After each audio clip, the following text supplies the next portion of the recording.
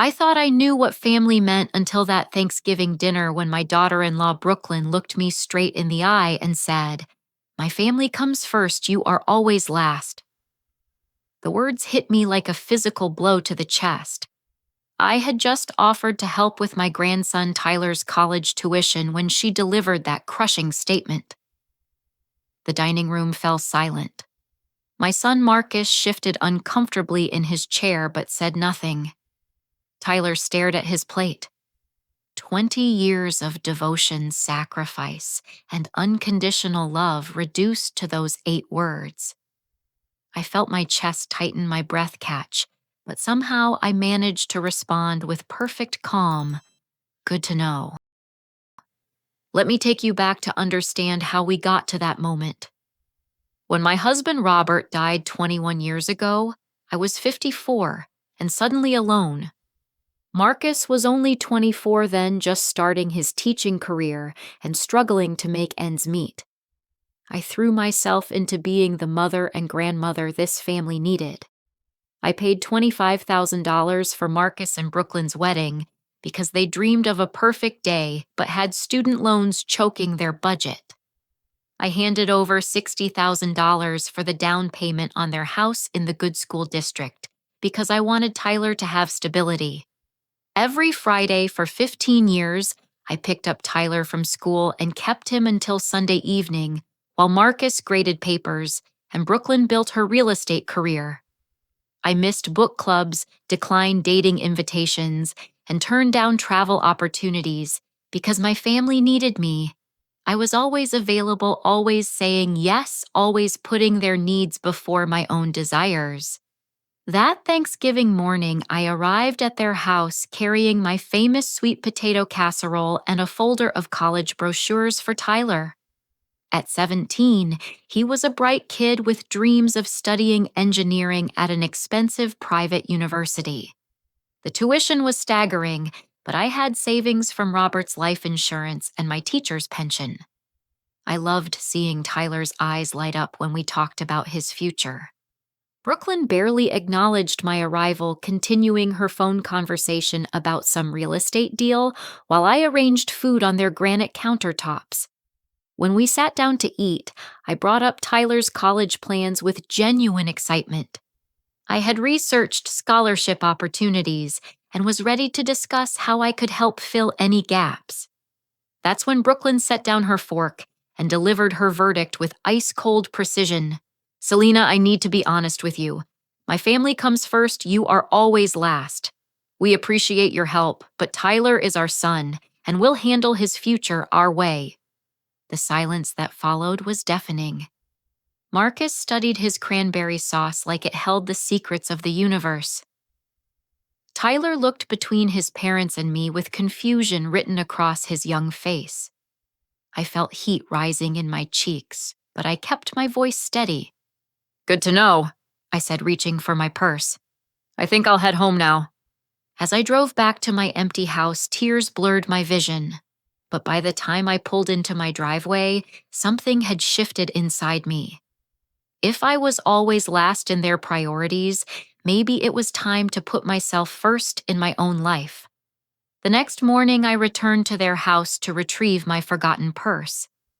As I approached the kitchen window, I heard voices inside and paused. What I overheard changed everything. Brooklyn was talking to Marcus and her mother Janet about my finances. "She's so desperate to be needed we can milk this for years," Brooklyn said with casual cruelty. "The old lady has no idea how much her property is worth now with all the commercial development going up around her. We need to start working on getting her to gift Tyler the house early for tax purposes." Janet's voice joined in, "And those vintage cars in her garage, Robert's collection could be worth a fortune. She probably doesn't even know." Marcus's voice was quieter, uncomfortable. "Brooklyn, I don't think we should—" "Should what?" Brooklyn cut him off. "Plan for our family's future. Your mother is sitting on a gold mine while we're struggling with Tyler's college costs. She wants to help so badly, let her help properly. I stood frozen outside that window listening to them dissect my life like vultures planning their next meal. These people I had loved and supported for 20 years were strategizing how to manipulate me out of everything I owned. The worst part was hearing Marcus, my own son, fail to defend me even as his discomfort was obvious.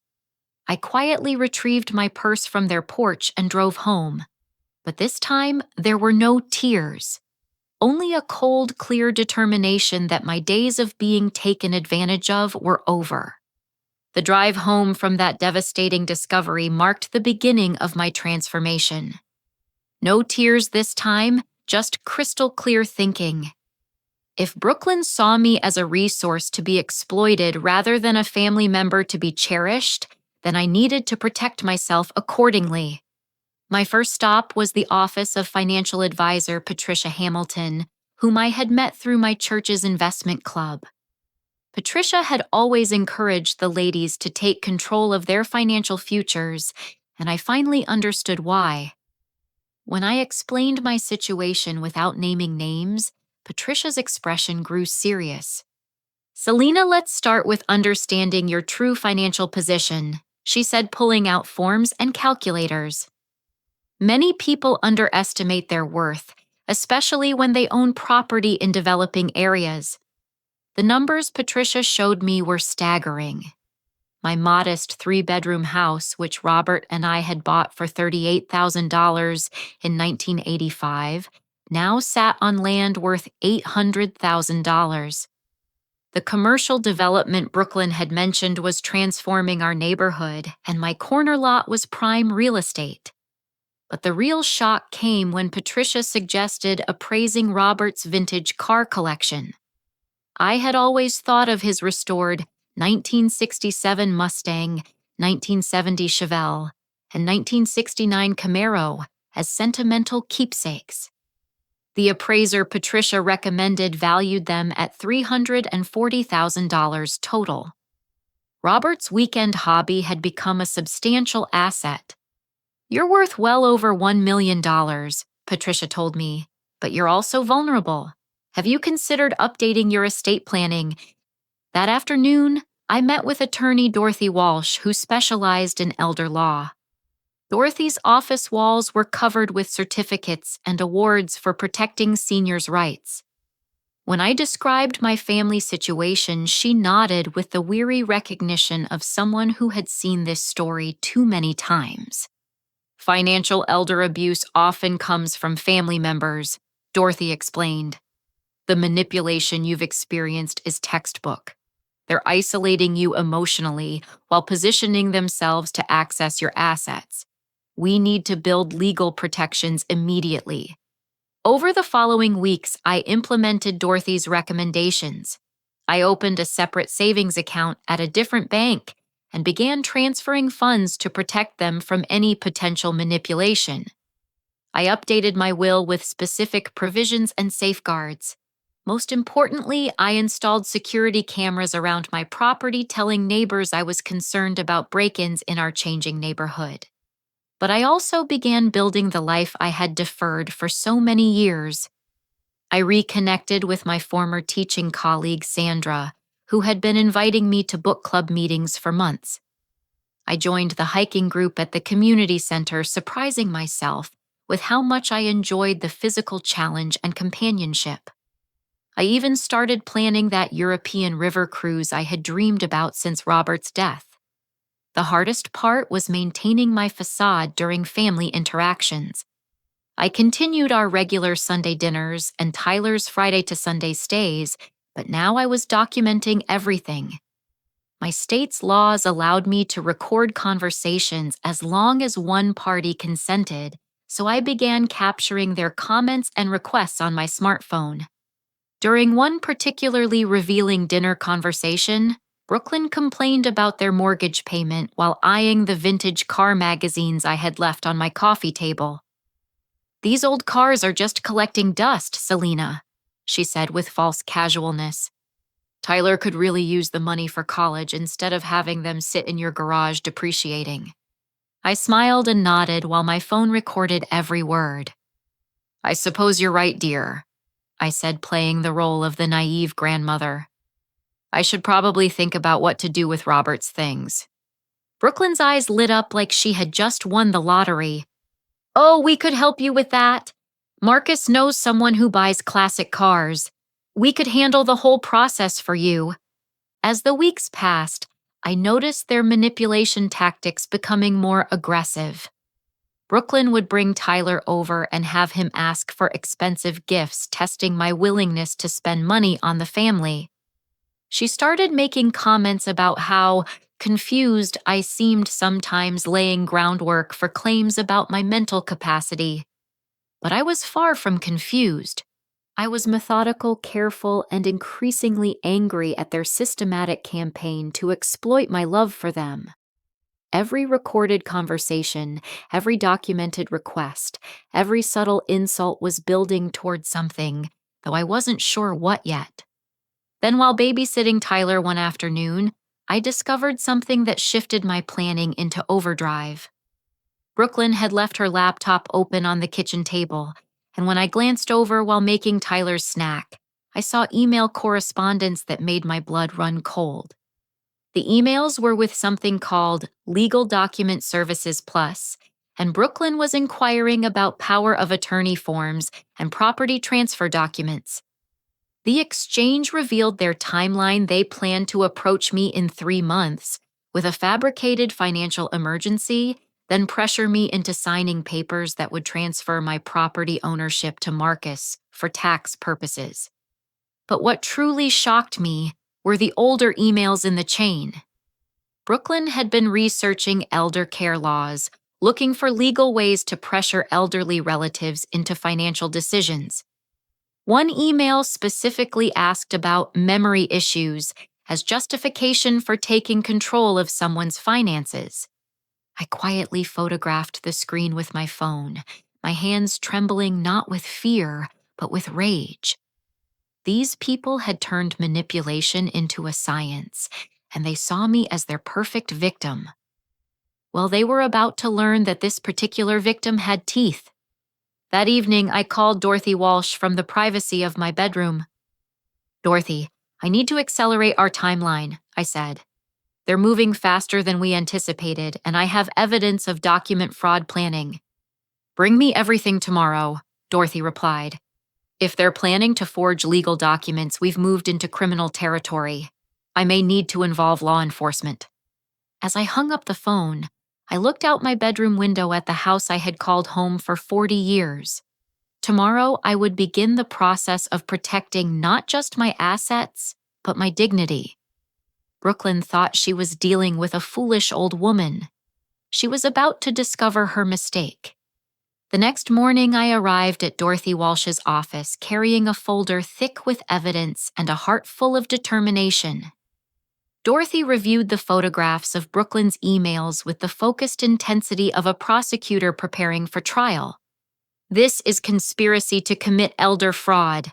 Dorothy said, her voice sharp with professional outrage. But we need more evidence before involving law enforcement. Can you continue documenting their behavior without arousing suspicion? I assured her I could. What Dorothy didn't know was how energized I felt by finally taking action. For 20 years, I had absorbed every slight, every manipulation, every casual cruelty with patient submission. Now I had purpose beyond just protecting myself. I was building a case that could prevent them from hurting anyone else. Over the next 2 weeks, I became a master of covert surveillance. I planted a small recording device inside a decorative flower arrangement that I brought to their Sunday dinners, capturing hours of revealing conversation. The technology was easier to use than I had expected, and Dorothy assured me that recording in their home while I was present was perfectly legal. The recordings revealed the depth of their deception. Brooklyn had been spreading rumors throughout Tyler's school community that I was becoming forgetful and difficult. She told other parents that I sometimes forgot conversations or repeated stories, painting a picture of cognitive decline that was completely fabricated. During one recorded dinner conversation, Marcus reluctantly admitted to a neighbor's inquiry about my mental state. "Mom has been having some memory issues lately," he said, the lies coming uncomfortably from his mouth. "Brooklyn's been helping her keep track of important things." Hearing my own son participate in this character assassination cut deeper than anything Brooklyn had done. She was a manipulative stranger who had married into our family, but Marcus was my blood, my boy, whom I had raised to value honesty and integrity. Watching him compromise those values for Brooklyn's schemes broke something inside me that I knew would never fully heal. But the most disturbing discovery came when I overheard Brooklyn coaching Tyler on how to ask me for expensive gifts. She was teaching my grandson to manipulate me, turning him into an unwitting accomplice in their financial schemes. "Just tell Grandma how much you worry about college costs," Brooklyn instructed him. "She loves feeling needed. Ask her about helping with your car insurance, your phone bill, little things that add up. We need to drain her liquid savings before she catches on to the property plan." The callousness of using Tyler as a weapon against me sparked a protective fury I hadn't known I possessed. They could attack me, but involving an innocent 17-year-old boy in their criminal enterprise crossed every line I had. During my weekly meeting with Dorothy, I shared these new recordings and my growing concerns about Tyler's involvement. Dorothy's expression darkened as she listened to Brooklyn's coaching session. "They're creating a pattern of financial dependence while systematically undermining your reputation," Dorothy explained. "But we may have a bigger problem. Let me make some calls to check something." 2 days later, Dorothy called with news that sent chills down my spine. "Selena, I need you to come in immediately. We've discovered something about a life insurance policy." At Dorothy's office that afternoon, I learned that Brooklyn and Marcus had taken out a $500,000 life insurance policy on me 6 months earlier. The application contained forged medical information, including a fake physical examination, and listed Tyler as the primary beneficiary with Brooklyn, as the guardian who would control the money until he turned 25. "This is insurance fraud at the federal level," Dorothy explained. "They've crossed into serious criminal territory, but more importantly, this suggests they may be planning something more than just property theft." The implications hit me like a physical blow. Were they actually planning to harm me, or were they just positioning themselves to profit quickly from my natural death? Either way, the policy revealed a level of premeditation that transformed this from family manipulation into organized crime. "We need to involve law enforcement now," Dorothy said. "This is beyond what we can handle with civil protections." That afternoon, I met with Detective Sarah Coleman from the county's Financial Crimes Unit. Detective Coleman was a sharp-eyed woman in her 40s who specialized in elder abuse cases. When she reviewed my evidence, her professional composure slipped for just a moment. "In 20 years of investigating these cases, I've rarely seen such systematic planning," she said. "They've created multiple fraud schemes running simultaneously. The insurance policy alone is a federal crime." Detective Coleman explained that my case would be coordinated with the FBI's white-collar crime unit because the insurance fraud crossed state lines. They wanted to let Brooklyn and Marcus continue their planning while building an airtight case, but they needed me to wear a wire during future interactions. "Can you handle that, Mrs. Peterson?" Detective Coleman asked. "We need them to incriminate themselves clearly before we move." I looked at this dedicated detective who was treating my case with the seriousness it deserved, and I felt a strength I hadn't known I possessed. "Detective Coleman, I've been handling these people for months while they plan to destroy me. I can certainly handle helping you stop them." As I drove home that evening, I realized that tomorrow would mark exactly 3 weeks since Brooklyn's cruel Thanksgiving pronouncement. In those 3 weeks, I had transformed from a vulnerable victim into a woman with resources, legal protection, and law enforcement backing. The scared, hurt grandmother they thought they were manipulating no longer existed. But I wasn't finished gathering evidence. If Brooklyn wanted to play games with an old lady's life, she was about to discover that this particular old lady had learned the rules and was ready to win. 3 more weeks passed as I continued my double life playing the naive grandmother while building an airtight case with Detective Coleman and the FBI. My evidence file now contained 47 recorded conversations, dozens of photographs, and documented proof of multiple felonies. The federal agents were particularly interested in the insurance fraud, which carried serious prison time.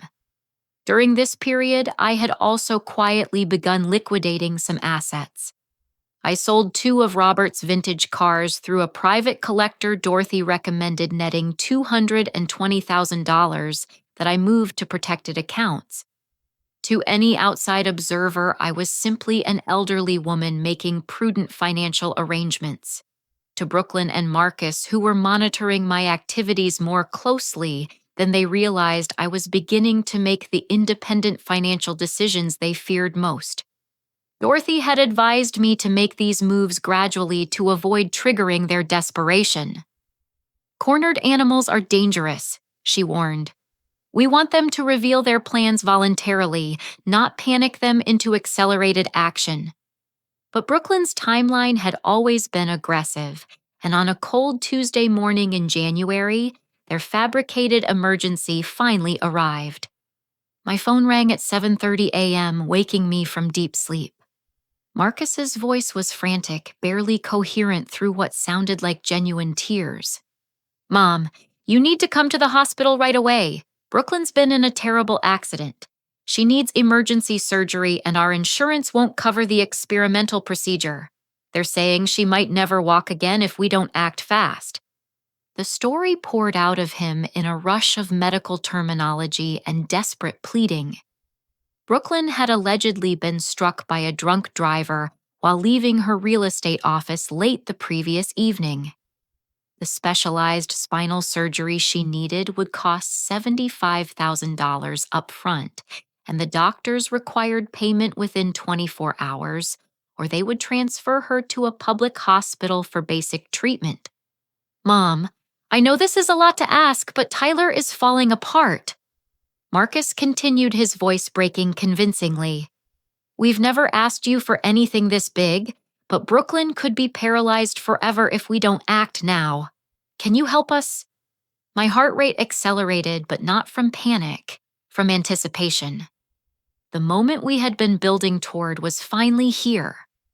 "Of course, sweetheart," I said, injecting my voice with the worried grandmother tone they expected. "Which hospital? I'll come right away." "Actually, you don't need to come here," Marcus said quickly. "The doctors won't let anyone see her until after the surgery. But if you could meet us at the bank this afternoon with the money, we can get the payment process started." After hanging up, I immediately called Detective Coleman. "They're making their move," I told her. "Fabricated medical emergency requiring $75,000 immediately." "Perfect," Detective Coleman replied. "We'll have agents positioned at the bank and hospital. Keep playing along, but let them do the talking. We need them to dig their own grave." My first test of their story came when I called the hospital they claimed had admitted Brooklyn. The patient information desk had no record of any Brooklyn Peterson being treated. Strike one. Curious about how elaborate their deception was, I drove past their house around noon. Brooklyn's silver Lexus sat in the driveway completely undamaged. Through their kitchen window, I could see movement inside. Strike two. But the most damning evidence came when I decided to follow Brooklyn that afternoon, just to see how committed she was to this charade. At 2 p.m., I watched her emerge from their house wearing yoga clothes and drive to her usual spa for what appeared to be a completely normal afternoon appointment. She walked without any sign of injury, chatted casually with the spa staff, and seemed utterly unconcerned for someone whose spine was allegedly shattered. Strike three. They weren't just lying. They were insulting my intelligence with how carelessly they were lying. But Brooklyn's real miscalculation came that evening when an actual minor accident occurred. While returning from her spa visit, she was involved in a small fender bender in the grocery store parking lot. No injuries, minimal damage, just an annoying inconvenience that most people would handle through insurance and forget. Brooklyn, however, saw an opportunity to add authenticity to their fabricated crisis. Within an hour of the real accident, Marcus called me with an updated emergency. "Mom, things have gotten worse," he said, and I had to admire his acting skills. The accident damaged Brooklyn's spine more severely than they first thought. The doctors are saying she needs $125,000 now for the most advanced surgical procedure available. This is her only chance to avoid permanent paralysis. By evening, they had escalated their performance to Academy Award levels. Brooklyn called me personally, her voice weak and trembling, with what sounded like genuine pain and fear. "Selena, I know we've had our differences, but I'm scared," she whispered into the phone. "The doctors are saying this surgery is experimental, but it's my only hope. Marcus is trying to be strong, but I can see he's terrified. I don't want Tyler to remember his mother as the woman who couldn't walk." The manipulation was expertly crafted, appealing to my maternal instincts, acknowledging our conflicts while positioning herself as vulnerable and using Tyler's potential trauma as emotional leverage. If I had been the naive grandmother they believed me to be, this performance would have had me writing checks immediately. Instead, I was recording every word while texting updates to Detective Coleman. The final act of their drama came when they brought Tyler to my house that evening for an emotional intervention. Marcus carried him in the boy's face red with tears and genuine distress. They had told him enough of their fabricated story to make his fear real, which made him an unwitting but effective weapon in their manipulation. "Grandma, please help Mom," Tyler begged, throwing his arms around me. "The doctors say she might die if she doesn't get the surgery. Dad's been crying all day. I can't lose my mom." As I comforted my grandson, feeling his genuine terror and desperation, my anger toward Brooklyn and Marcus reached levels I didn't know were possible. They had traumatized an innocent child to add authenticity to their fraud. They had weaponized Tyler's love for his mother and used his fears as ammunition against me. But while they staged their dramatic intervention in my living room, my security cameras were capturing something far more valuable outside. Brooklyn's mother, Janet, along with Brooklyn herself, were attempting to break into my garage to steal 2 of Robert's remaining vintage cars. They believed I was so distracted by their medical emergency performance that I wouldn't notice the theft happening literally in my backyard. What they didn't know was that Dorothy and I had moved the real cars to a secure storage facility 2 weeks earlier, replacing them with identical-looking shells, rusted frames with new paint jobs that appeared valuable from a distance, but were essentially worthless. The attempted theft of obvious decoys would prove their criminal intent beyond any possible doubt.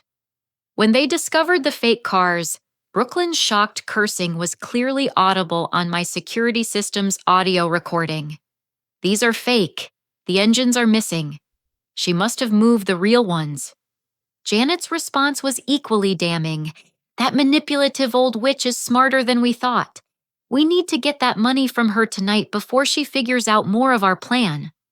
As Tyler continued crying in my arms while his parents performed their medical crisis theater, I smiled slightly, knowing that every lie, every manipulation, every cruel exploitation of a child's love was being documented for the federal prosecutors, who would soon bring justice to this family that had forgotten what family actually meant. The next morning dawned crisp and clear, perfect weather for what would become the most satisfying day of my adult life. I dressed carefully in my best navy blue suit, the one I had worn to parent-teacher conferences when I wanted to project authority and competence. Today I would need both. At 9 a.m., I met Detective Coleman and FBI agent Jennifer Martinez at a coffee shop 3 blocks from the bank. Agent Martinez was a specialist in financial crimes who had flown in from the regional office specifically for this operation. Both women reviewed the final details of our plan while I sipped coffee and marveled at how calm I felt. Remember, Mrs. Peterson let them do most of the talking, Agent Martinez advised. We need them to clearly articulate their fraudulent claims and demands. The wire you're wearing will capture everything, but we also have agents positioned throughout the bank. Detective Coleman handed me a small device disguised as a hearing aid. This will let us communicate with you if necessary, but we don't anticipate needing to intervene until they've fully committed to the fraud. At 10:30 a.m., I arrived at First National Bank carrying a large purse and wearing the expression of a worried grandmother, ready to sacrifice everything for her family's emergency. Marcus and Brooklyn were already there, and I had to admire Brooklyn's commitment to her performance. She sat in a wheelchair with a neck brace, looking pale and fragile. If I hadn't watched her walking normally at the spa yesterday, I might have been fooled myself. Marcus approached me with what appeared to be genuine gratitude. Mom, thank you so much for doing this. The doctors are standing by and Brooklyn's surgery is scheduled for this afternoon. As we entered the bank, Brooklyn wheeled herself over to me with tears in her eyes. Selena, I can never repay you for this. I know we've had our disagreements, but this means everything to our family. The bank manager, who had been briefed by the FBI about the operation, escorted us to a private conference room. Brooklyn and Marcus spread their fabricated medical documents across the table with impressive attention to detail. They had created fake hospital letterheads, forged doctor signatures, and even manufactured a detailed surgical cost breakdown. As you can see, Marcus explained, pointing to the documents, the experimental spinal fusion procedure costs exactly $125,000. The hospital requires a cashier's check by 2 p.m. today, or they'll transfer Brooklyn to County General for basic treatment. I studied the papers carefully, asking detailed questions that forced them to elaborate on their lies. Where exactly was the surgery taking place?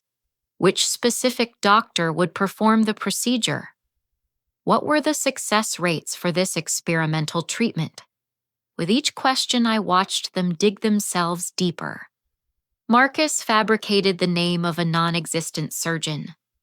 Brooklyn invented details about her alleged spinal damage that contradicted basic medical knowledge. They were creating a record of fraud so detailed that no defense attorney would be able to explain it away. I want to help, I said finally, but this is such a large amount. I need to understand exactly how this accident happened and why your insurance won't cover any of it. That's when Brooklyn made her first major mistake. In her eagerness to justify the insurance denial, she described her alleged accident in specific detail, a story that completely contradicted the police report from her real fender bender the previous evening. She placed herself at a location where she had never been at a time when my security cameras had recorded her at home. Marcus compounded the error by producing a fabricated police report that contained verifiable falsehoods about the responding officers and the alleged drunk driver who had never existed. As they continued weaving their web of lies, I felt a strange sense of peace settling over me. These people had manipulated and exploited me for years, but in this moment they were destroying themselves with their own greed and arrogance. I've made my decision, I announced, reaching into my purse.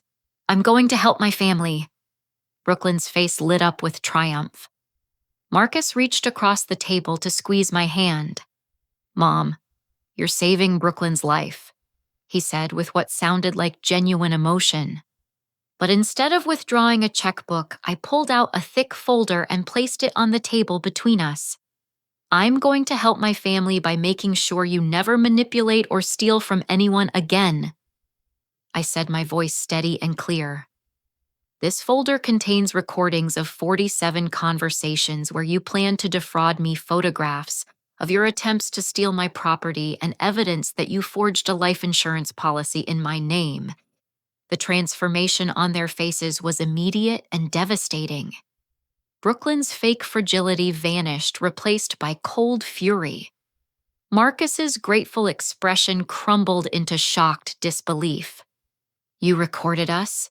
Brooklyn snarled, her victim persona completely abandoned. "You manipulative old witch. Those recordings are illegal." "Actually, they're perfectly legal in our state," I replied calmly. "One-party consent means I can record any conversation I'm part of. But thank you for abandoning your injured act so dramatically. The federal agents watching us will appreciate your sudden recovery." That's when Brooklyn made her final fatal mistake. In a rage that revealed her true nature, she lunged from her wheelchair toward my purse, apparently attempting to grab the evidence folder or my money. Her attack was captured on multiple bank security cameras and witnessed by FBI agents positioned throughout the building. As bank security moved to restrain Brooklyn, Detective Coleman and Agent Martinez entered the conference room with their badges displayed. "Marcus and Brooklyn Peterson, you're under arrest for conspiracy to commit elder fraud, insurance fraud, and attempted theft," Detective Coleman announced. "You have the right to remain silent." The next few minutes unfolded like a perfectly choreographed ballet of justice. Additional agents arrested Brooklyn's mother, Janet, at the Peterson house where she was found, with tools for breaking into secured storage units, apparently planning to locate my moved vintage cars. But the most stunning revelation came when Agent Martinez shared what they had discovered during their investigation of Brooklyn's background. "Mrs. Peterson, you should know that this isn't your daughter-in-law's first attempt at this type of fraud," Agent Martinez explained as Brooklyn and Marcus were led away in handcuffs. "She's been married twice before to men with wealthy mothers. Both previous mothers-in-law died under suspicious circumstances after signing over significant assets." The words hit me like a physical blow. Brooklyn wasn't just a greedy manipulator. She was potentially a serial killer who had specifically targeted Marcus because of my property value. The insurance policy they had taken out on my life wasn't just fraud. It might have been preparation for murder. As the police cars pulled away carrying Brooklyn and Marcus to federal custody, I stood in the bank parking lot feeling a complex mixture of vindication, relief, and profound sadness. Justice was being served, but the family I had loved and sacrificed for had been destroyed in the process. Tyler appeared at my side, having been brought from school by a social worker. At 17, he was old enough to understand what had happened, but young enough to be traumatized by watching his parents arrested. "Grandma Selena," he whispered, tears streaming down his face. "I didn't know. I swear I didn't know what they were planning." I pulled my grandson into my arms, this innocent boy who had been used as a weapon against me by the people who should have protected him most. "I know, sweetheart," I said softly. "You were manipulated too. None of this is your fault." As we stood there in that parking lot, I realized that while Brooklyn and Marcus had lost everything, Tyler and I still had each other. And perhaps from the ashes of this betrayal, we could build the honest, loving family relationship that had been corrupted by greed and manipulation. The trap had closed perfectly, but the real victory wasn't in seeing my tormentors arrested. It was in knowing that I had finally put myself first, protected my dignity, and possibly saved other potential victims from Brooklyn's predatory schemes. Justice, it turned out, felt exactly like I had always imagined it would. 6 months later, I sat in the federal courthouse watching Brooklyn Peterson receive her sentence. The judge, a stern woman with silver hair and no patience for elder abuse, delivered the verdict with the gravity the crimes deserved. "Mrs. Peterson, Your systematic exploitation of elderly family members represents one of the most calculated cases of financial abuse this court has encountered, Judge Patricia Morrison stated. The evidence shows a pattern of predatory behavior spanning multiple states and victims. This court sentences you to 15 years in federal prison without the possibility of parole. Brooklyn's face remained stone cold as the sentence was delivered. Even facing more than a decade in prison, she showed no remorse, no recognition of the pain she had caused. Her mother, Janet, who had pleaded guilty to breaking and entering charges, received 4 years in state prison as an accomplice. Marcus's sentencing had occurred 2 weeks earlier. As a first-time offender who had cooperated with investigators and shown genuine remorse, he received 5 years of probation and community service. However, his teaching license was permanently revoked due to the felony conviction ending the career he had built over 20 years. The financial restitution was equally devastating to their former lifestyle. The civil lawsuit I had filed resulted in a judgment of $300,000, covering not only my financial losses, but punitive damages for the emotional trauma. Their house was seized and sold to begin paying the debt. Brooklyn's real estate license was revoked, eliminating her income source permanently. But perhaps the most satisfying justice came from the investigation that followed Brooklyn's arrest. FBI agent Martinez had contacted law enforcement in 2 other states where Brooklyn's previous husbands lived. Both investigations were reopened as potential homicides rather than natural deaths. In Colorado, Eleanor Davidson, age 73, had died 6 months after signing over her ranch to Brooklyn's second husband. The death had been attributed to a heart attack, but toxicology tests were never performed. In Michigan, Agnes Muller, age 68, had died in a suspicious fall down her basement stairs 3 weeks after transferring her lakefront property to Brooklyn's first husband. Both cases now had active grand juries considering criminal charges. Your courage in coming forward may have prevented additional murders, Agent Martinez told me during one of our final meetings. These women's families finally have answers, and Brooklyn will face additional charges if the evidence supports prosecution. The ripple effects extended far beyond criminal justice. Local news stations picked up the story as a warning about elder financial abuse, and I found myself speaking at community centers and senior facilities about recognizing family manipulation. My case became a teaching tool for law enforcement agencies training officers to identify these crimes. Tyler's adjustment was perhaps the most complex aspect of the aftermath. At 17, he was old enough to understand the full scope of his parents' crimes, but young enough to need emotional support processing the betrayal. He moved in temporarily with Marcus's father, my former father-in-law Charles, who had remained supportive throughout the ordeal. I keep thinking about all the times Mom coached me to ask you for money, Tyler told me during one of our weekly therapy sessions together.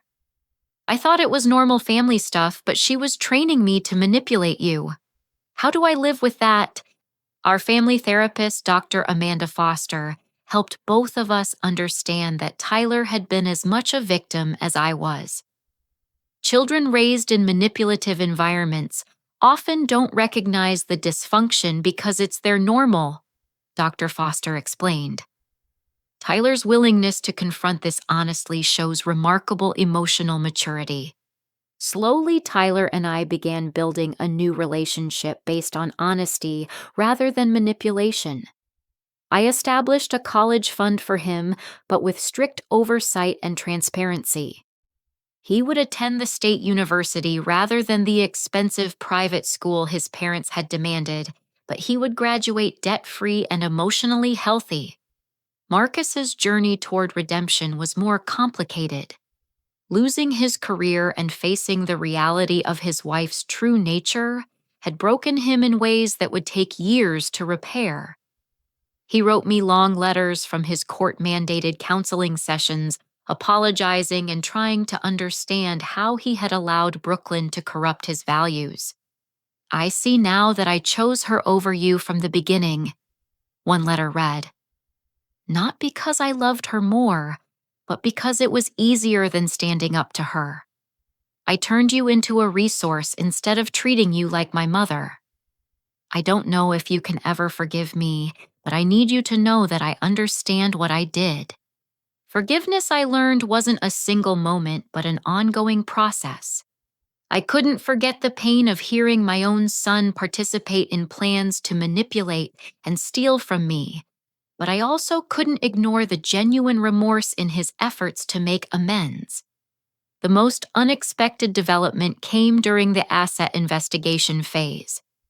When FBI agents searched Brooklyn's personal belongings, they discovered detailed financial records showing that she had been systematically stealing from her real estate clients for years.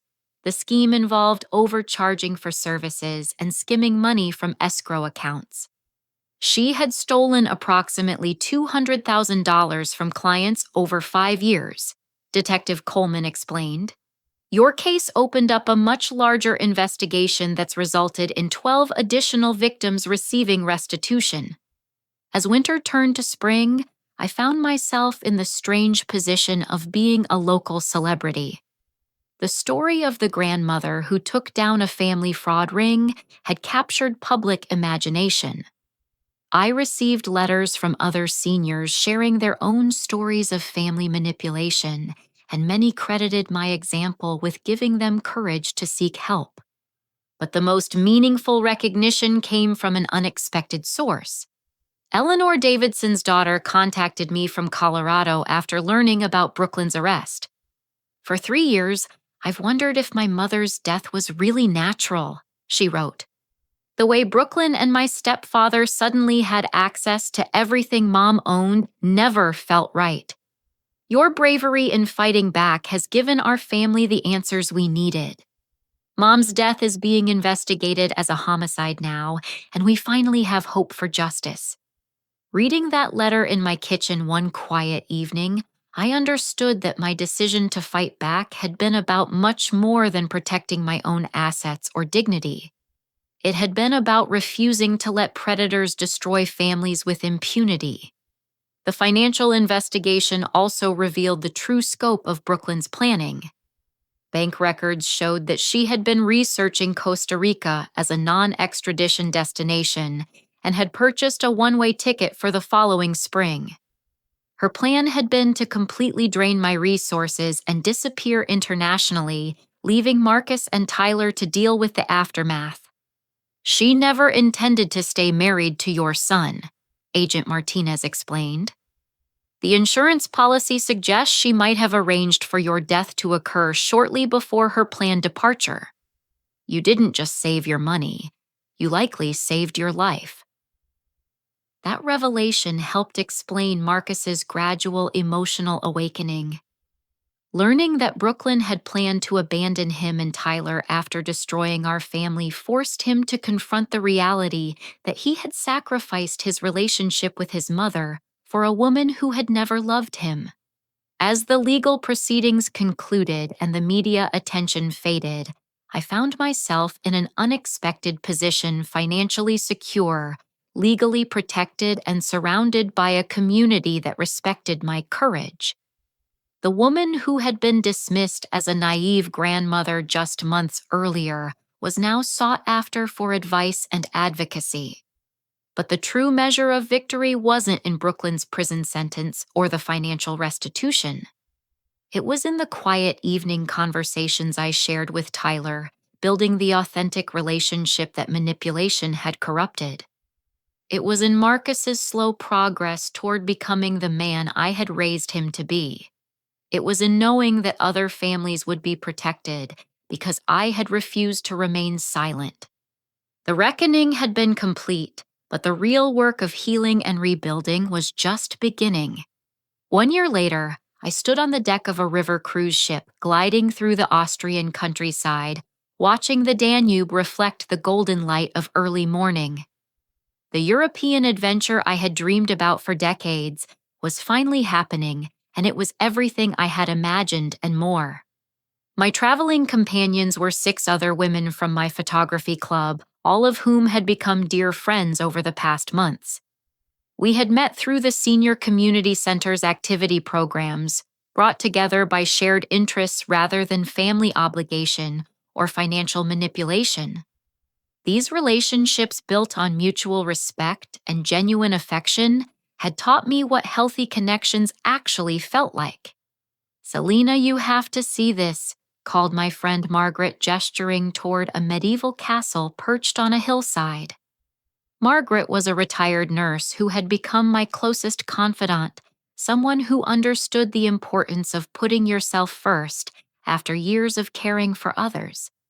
As I joined her at the ship's rail, camera in hand, I marveled at how different my life had become. The European cruise was just one part of the new existence I had built from the ashes of family betrayal. After selling my old house for the anticipated $800,000, I had purchased a beautiful condominium in a luxury senior community called Heritage Springs. My new home was a revelation of independence and comfort.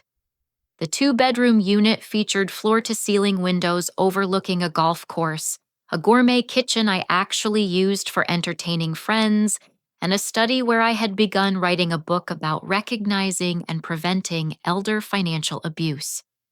The community offered everything from fitness classes to investment clubs, giving me social opportunities I had missed during my years of family-focused isolation.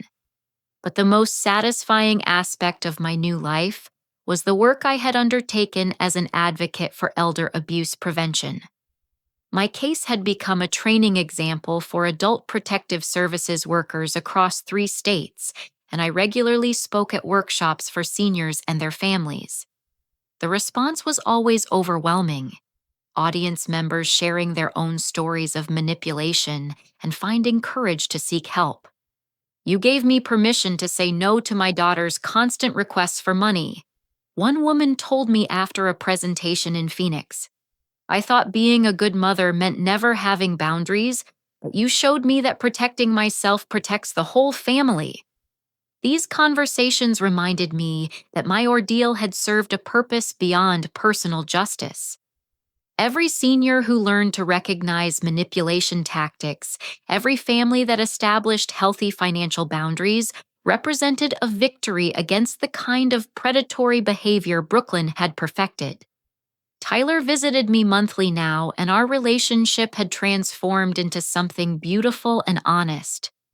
At 18, he was thriving at the state university, studying social work with a specialization in family counseling. His experiences had given him insight into manipulation and trauma that would serve him well in helping other families heal. "Grandma, I got accepted into the graduate program," he announced during our last dinner together, his face glowing with pride. "They want me to focus my thesis research on preventing financial abuse in families. What you went through is going to help other people for decades to come." Watching Tyler flourish gave me hope that good could emerge from even the most painful experiences. He was becoming the kind of man who would recognize and reject manipulation, who would build relationships based on honesty rather than exploitation. Marcus's recovery was slower but genuine. He had found work as a substitute teacher while pursuing counseling certification, hoping to rebuild his life around helping others rather than taking from them. Our relationship remained fragile, but was gradually healing through family therapy and his consistent efforts to make amends. "I understand now that I chose comfort over courage," he wrote in a recent letter. "Brooklyn was easier than having difficult conversations with you about boundaries and expectations. I let her turn our family into a transaction instead of a relationship. I'm learning to be the son you deserved, even if it took losing everything to get here." Forgiveness, I had discovered, wasn't about forgetting or excusing the betrayal. It was about refusing to let their choices continue controlling my emotional well-being. Marcus would have to live with the consequences of his decisions, but I wouldn't let his failures define my future happiness. The financial recovery had exceeded even my expectations. The sale of my property combined with the remaining vintage car collection and careful investment guidance had left me with nearly $1.3 million in assets. For the first time in my adult life, I was completely financially independent with enough resources to live comfortably for decades. But money wasn't the real treasure I had gained. The confidence that came from successfully defending myself against systematic abuse had transformed me into someone I barely recognized. The timid grandmother who had absorbed insults and manipulation had been replaced by a woman who knew her worth and refused to accept less than respect. My romantic life had even blossomed in unexpected ways. Professor William Chen, whom I had met in the community center's book club, had become a dear companion and eventually my boyfriend. William was a retired literature professor whose wife had died 5 years earlier, and he approached relationships with the wisdom that comes from genuine loss and maturity. "You have the most beautiful spirit I've ever encountered," he told me during a recent evening walk through Heritage Springs Gardens.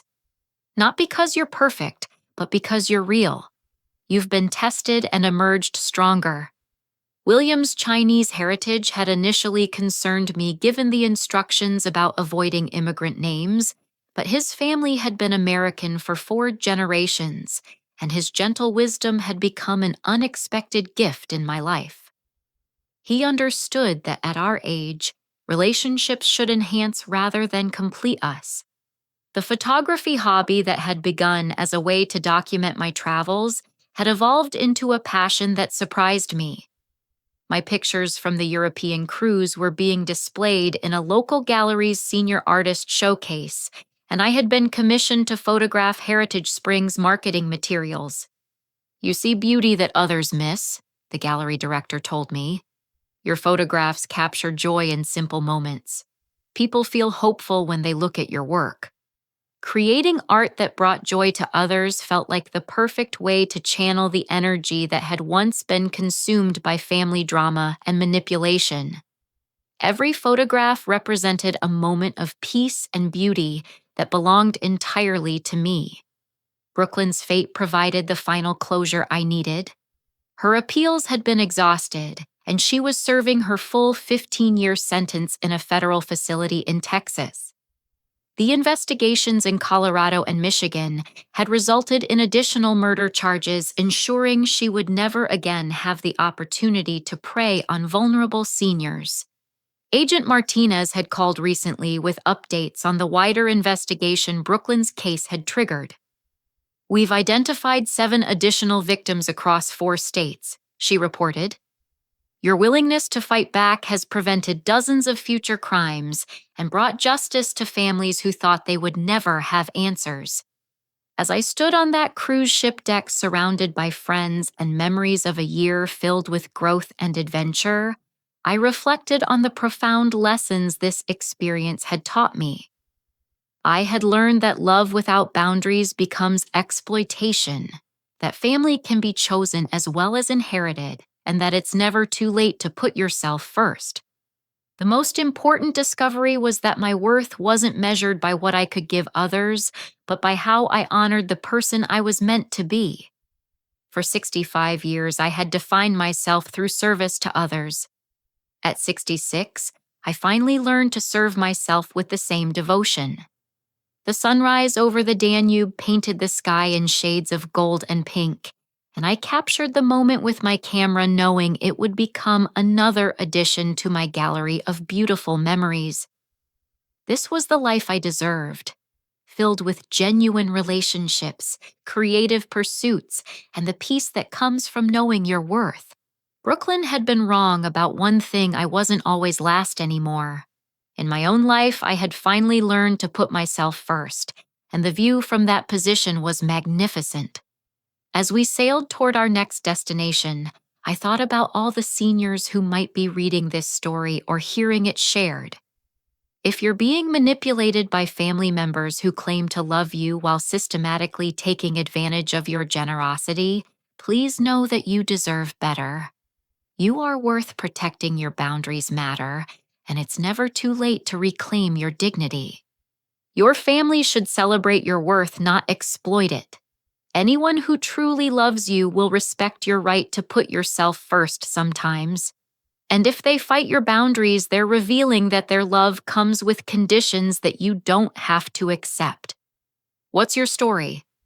Have you ever had to choose between being taken advantage of and protecting yourself? How did you find the courage to put yourself first? I'd love to hear from other survivors who have reclaimed their lives from manipulation. Please share your experiences in the comments below. Your story might be exactly what someone else needs to hear today. If this story resonated with you or reminded you of someone who needs to hear it, please take a moment to like this video, subscribe to stay connected with more stories of courage and transformation, and share it with anyone who might benefit from knowing they're not alone in these struggles. Your support helps these important messages reach the people who need them most. Thank you for joining me on this journey from exploitation to empowerment. Remember, you are never too old to start putting yourself first, and you are always worthy of genuine love and respect. Until next time, keep choosing yourself, keep setting boundaries, and keep believing in your worth. The life you deserve is waiting for you to claim it.